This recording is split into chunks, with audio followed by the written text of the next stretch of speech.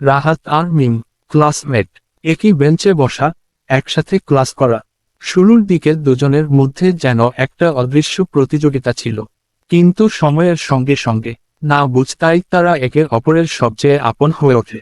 রাহাতের সব কথা এখন মিম জানে, আর মিমের হাসির পেছনের কারণটা প্রায় সব সময়ই রাহাত। বন্ধুত্বটা কবে যে প্রেমে রূপ নিল কেউই বুঝে উঠতে পারেনি। স্কুলের করিডোরে চোখাচোখি, লাঞ্চ ব্রেকে একসাথে খাওয়া, হোমওয়ার্কের বাহানায় রাত জেগে কথা বলা, সব কিছুই যেন একটা রঙিন ছোট্ট স্বপ্নের জগৎ।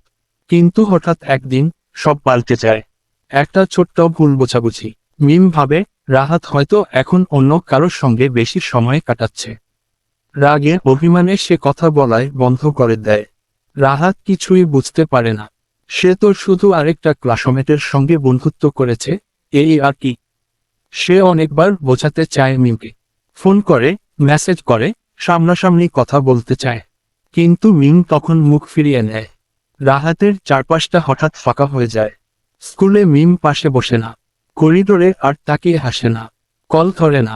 রাত হলে রাহাত বেকুনিতে বসে থাকে চুপচাপ, মোবাইলের স্ক্রিনে মিমের ছবি দেখে চোখের কোণ ভিজে যায়। সেই নদীর ধারে বসে নিজের মনেই বলে, আমি কি এতটাই অচেনা হয়ে গেছি ওর কাছে। তারপর একদিন মিম বুঝতে পারে নিজের ভুলটা। চুপি চুপি একটা প্ল্যান করে।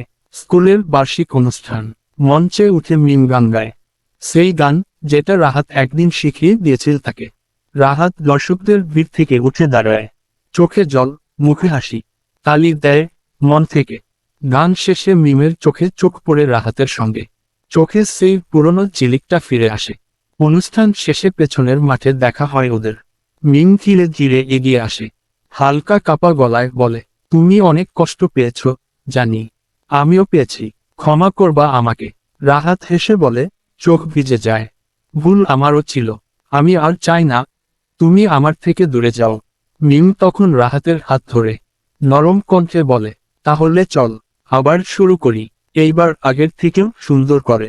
রাহাত ইমোশনাল হয়ে যায়, মিমকে জড়িয়ে ধরে, আর এইভাবে আবার সব ঠিক হয়ে যায়।